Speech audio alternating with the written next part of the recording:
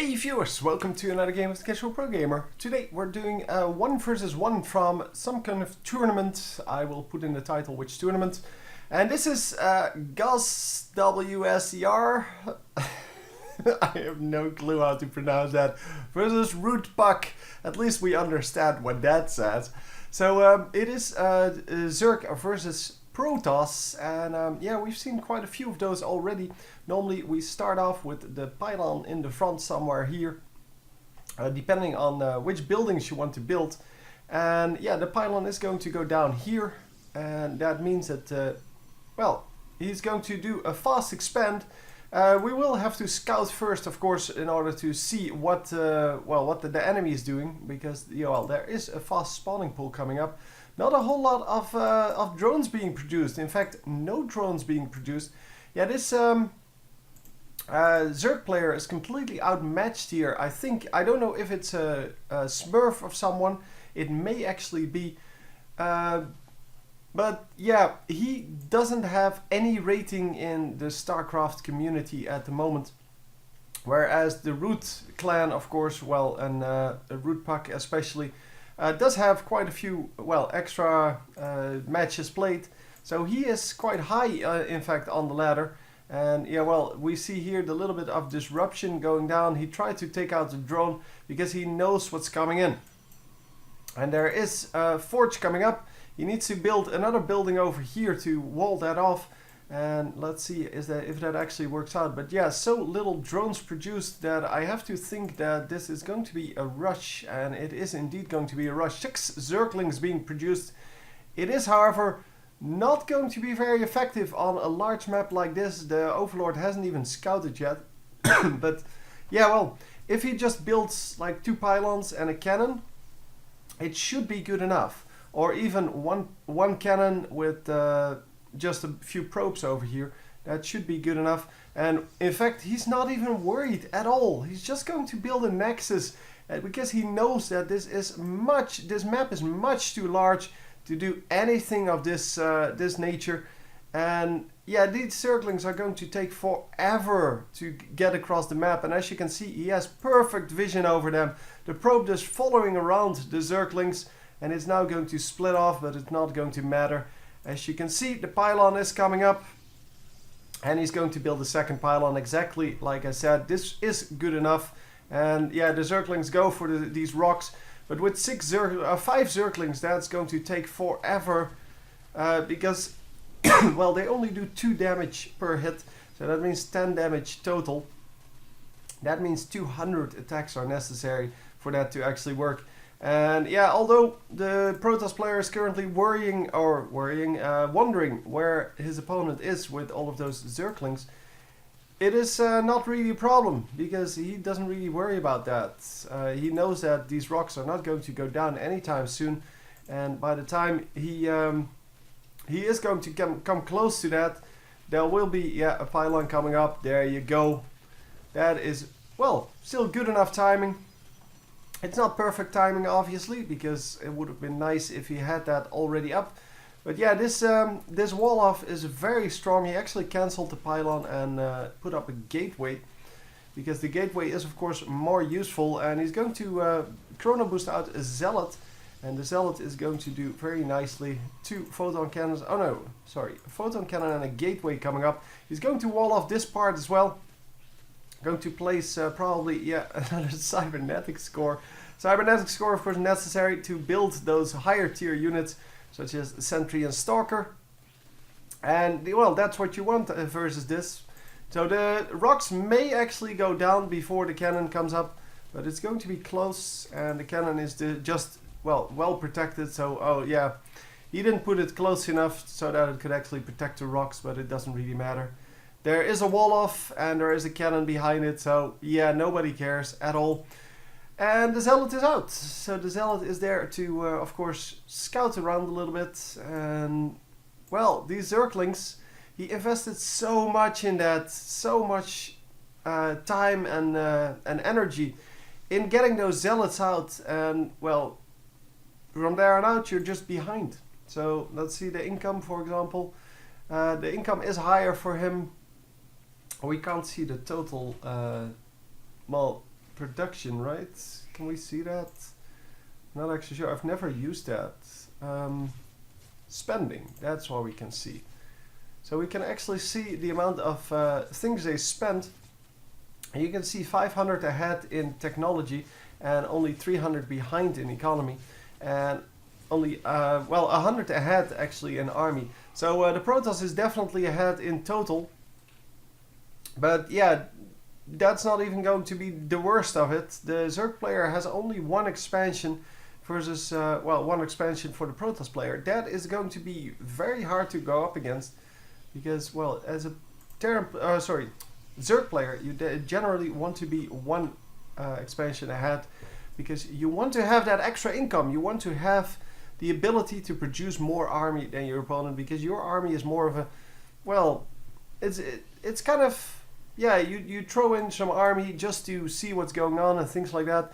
And we have the mothership core now available, which means that once it gets enough energy, it can actually use the mass recall to get stuff in this base. For now, it's just going to harass, and it's almost up to the amount of energy necessary, and he isn't actually harassing yet.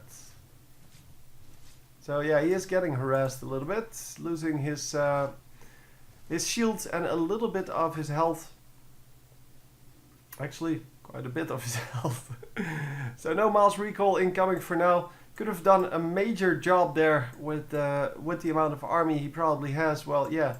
So only a few units out, but there is nothing defending here. So he could have taken out at least the mining. Well, he couldn't have taken out all of the drones, but he could have prevented the mining from continuing. And of course, he wants to be safe, so he's going to, well, just do what he can with his sentries while keeping them in the front of his base, because he's expecting a big attack. But that big attack may actually not even come in. It is swarm host time though. The swarm hosts, a new unit. We haven't seen that yet. Well, on my channel that is. You burrow them, and then they every 25 seconds they make a bunch of units that, well 2 units actually per swarm host. And yeah, they just automatically spawn those, and then yeah, as you can see, you can control them for 15 seconds, and then after that you make new ones. But yeah, they are relatively cheap, so they're pretty good at defending your base, for example. They hang on, where are they? Oh, come on. Oh, here. They're 200, 100. It's not super cheap. It's not like Zergling cheap, but it's still cheap enough to actually well, do something. And he's going to go into defensive mode, which is kind of strange, because Zerg players normally go for more of an aggressive strategy, but I guess the swarm host allows you to be more defensive. And he's going to go into the roaches. Roaches are of course very good against Protoss, because they do extra damage. No, not extra damage. They well take less damage from attacks, and yeah, they are very good against the Stalkers, because Stalkers are ranged and all of the other units from Zerg are not, which is kind of a problem. I don't know why he's not burrowing them, because those are free units that you get, so you might as well burn them and go do something with those units, like scout a little bit. I know it's only 15 seconds, but it is actually a pretty big deal. So a little bit of harassment going down here. I'm not actually sure what happened, but well, the units are going to get dropped right here. They're going to walk out, and more units are, well, just warped in. Stalkers this time. 4 Stalkers, 4 Zealots. The Zealots are going to go back to base, it seems. Yeah, they are just running back to base. And now it's Stalker time. So yeah, the Swarm Host, I haven't really seen a good use of them yet, but well, we may actually see that later. So taking out another Overlord, not a real big deal, but yeah, it is getting quite annoying for the Zerg player, of course, to keep rebuilding his Overlords, Because overlords, yeah, they're not cheap. They're 100 minerals and they cost, well, one of your larvae. And of course they have a pretty long spawn time. So it takes a long time to build one, basically. And if you get to, well, less supply than you need, you will actually be supply blocked for quite a while. And yeah, that of course sucks balls. So here come the units. They finally are just scouting around, and it seems, however, yeah, they're not going to get very far. Obviously they're not good offensive units from all the way in your base, but they are very good when defending your base, or what's also very good, if you can contain people with them. If you can place them here, they can attack this front all day long, because they spawn every 25 seconds. And that of course is pretty good.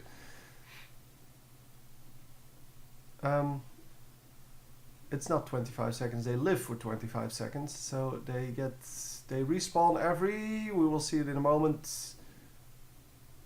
Oh, 25 seconds. Okay, so they're continually up. Thought there was a difference between the two, but nope, apparently not. So anyway, yeah, we do have the warp prism over here. It's going to warp in some units for some reason. Even though he has plenty of pylons in the front to exactly that. So yeah, normally we see that warp in. Of course, well, at the place where you well, where you would want your units. So in most cases you drop your units in your warp prism first, and then after that you warp in the units. But hey, whatever. So we have a big, oh, I wanted to say big army coming in, but it's still the swarm host thingies. I don't even know, locust I think they're called. Yeah, locust. So yeah, there are a lot of them, but it is not really going to matter too much. And look at that, the colossi already in mass numbers, and there are some air units out. I mean, there are some corruptors out, 11 corruptors here, and we will have to see if that actually works out. 15 swarm hosts, 37 total units it seems, or total offensive units. The Zer cocoons even selected. They will transform into something else once they spawn, of course. But we'll have to see if that works out. So yeah, he has 37 total units because the corruptors are also in here. And here we go, going on these locusts, but it really doesn't matter whether they live or die, because, well, what are they gonna do? They die anyway. You can just run away from them. Obviously, you do need to take care of them once, well, once you start fighting. The swarm hosts finally moving up. They're going to move behind their own creations here, and that means that yeah, they are very safe, so they can move up safely. They need to spawn new units right now to stay safe, and they are going to do exactly that. So there you go, getting that that attack going. And let's see if they actually are going to do anything, because I don't think they will. Swarm hosts, yeah, they are really useful at assaulting these bases like this, because what you gonna do, unless you have an observer in the region, you can't even see them, and observers are of course really easily sniped with overseers plus corruptors. And all in all, this is working out pretty well, I have to say, because all of the corruptors now get into the army, and they can freely shoot at these colossi. Well, not freely, they did lose a few, but yeah, it's all about what you do with your swarm hosts, of course. They are pretty close to the base now, which is, well, which is risky. It is very risky, in fact, because, well, they can get sniped pretty easily, and one of them does get sniped just by the splash damage. And yeah, that's the splash damage, of course. Oh, and now he's going to lose all of them. Oh, so many of them died. Oh, he lost like 4 right there. And they are, well, they may be cheap for what they do. They're not cheap if you lose them. Oh man, yeah, this Protoss army is just going to blink on top of it and do damage to it every time. Only 5 of them remaining. And yeah, with no more roaches and such to hold off the push, he is going to have to rely on the swarm host's burrow ability. But he couldn't make it work. He had a good strategy going there with the observer sniping, with the corruptors plus overseers, which means that the swarm hosts will never be detected. And if you can't detect the swarm hosts, then how are you going to combat them? Yeah, and then he lost his entire army, and yeah, kind of his entire strategy failed right there. So yeah, the burrowed units are getting detected right now because, as you can see, the observers are there. And well, so many stalkers. Can he still hold this off? There are a few of the swarm hosts still alive, but they're not going to be good enough. I have to feel. I don't know what the attacks on the locust is, so whether that's anywhere near enough to do something. But yeah, it seems that he just lost his entire army because the Protoss army was just bigger. And that, I think that one attack in the bottom lane, where he overextended with his troops, that was just, well, the nail on his coffin. And the rest of this game is just going to be, yeah, just cleaning up. I mean, the Protoss army is way bigger. Let's see the units: 23 Stalkers, some High Templar, and 4 Colossi still available against 18 Roaches. So he can even 1 versus 1 Roach versus Stalkers, and he would still come out ahead. So yeah, all in all, it was a good attempt, but I don't think he can do it from here on out. But yeah, well, I have been surprised before. In fact, in the last game I was pretty surprised. Anyhow, we are going to group up another army here for Zerg. The Zerg player, however, only has 3 bases, one of which is mining. This one is still mining pretty well. This one is not mining anymore at all. And yeah, his hatchery even got taken down. I don't know when. I don't know. Yeah, I might have missed that. I don't know. I think I missed a drop there. But it's okay. I got another fight, right? I mean, I can only follow one fight at a time. On screen, that is. And yeah, until they actually allow me to just follow 2 fights, well, one over here and one over here. So split screen. Then yeah, I'm not going to be able to show you 2 fights at the same time. I could have gone back in time and done that, but well, who wants that, right? Yeah, we have a drop coming in over here. It is 2 High Templar, and they might actually be able to do very well because there is a little bit of a ridge here, but he's going to drop all the way over here. Come on, drop them fast. Yes, there we go. And they're going to morph into an Archon. Okay, I kind of assumed he would be going back to his Warp Prism and just get out of there, because there is no anti-air at all in this, well, in this entire army. And there comes the anti-air, but it's not going to matter too much. The High Templar are going to snipe, or try to snipe, these Corruptors, but Corruptors are pretty tanky. They can take quite a few hits, just like the Roaches. And look at this, cleaning up here with his Roach army. Although there are still plenty of units available, and well, some of the Stalkers even get out. Well, they weren't actually in. But yeah, enough Corruptors to actually make that work. That was impressive. The Swarm hosts, of course, are doing a good job this time. They really made it work. I guess the Swarm hosts are very strong at what they do if you have a large enough group of them. And of course, you don't want to have them in the middle of the fight. You want to have them in the back lines, resupplying the army with, well, with more units every time.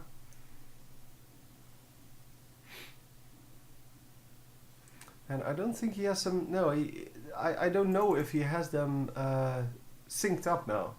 I don't know if they sync up when they burrow. Anyhow, we have a Dark Templar over here. And that should be easy cleaning up, because he does have the camo detection. It seems, however, that it's not here, the camo detection. So yeah, that was pretty fail. Oh, the camo detection is nowhere in the front. I don't know where it is, but well, does he have an overseer still?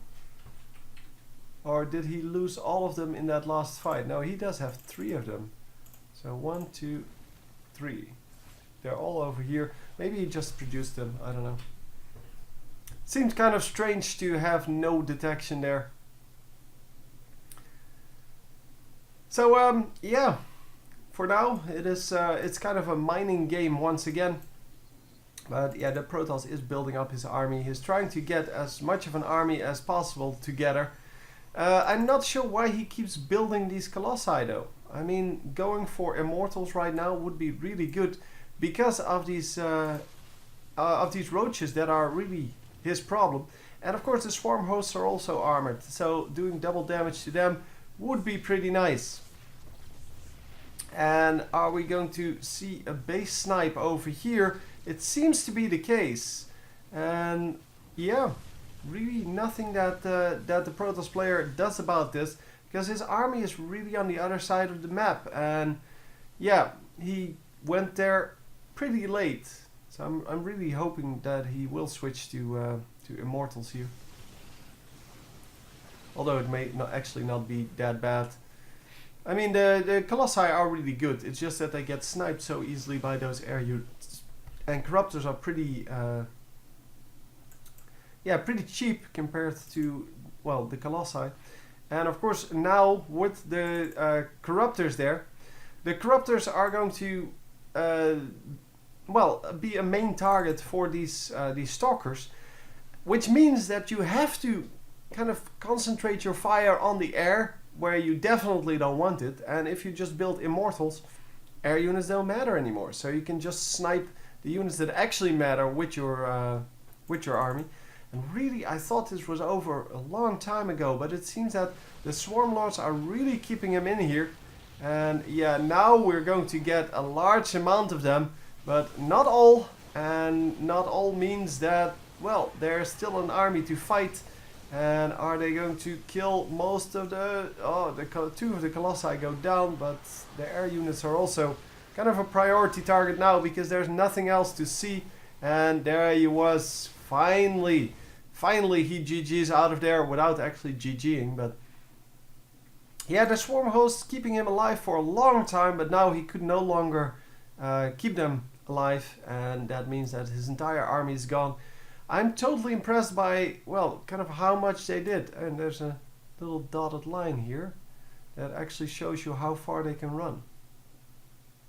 Huh, that's cute. I think that's how far they can run. Yeah, because here it's actually longer. I'm not sure. I think that's how far they can run. But yeah, the swarm hosts really a new unit that has to be discovered, and I'm really looking forward to seeing it more in games. So anyway, hope you enjoyed, and I will see you next time. GG.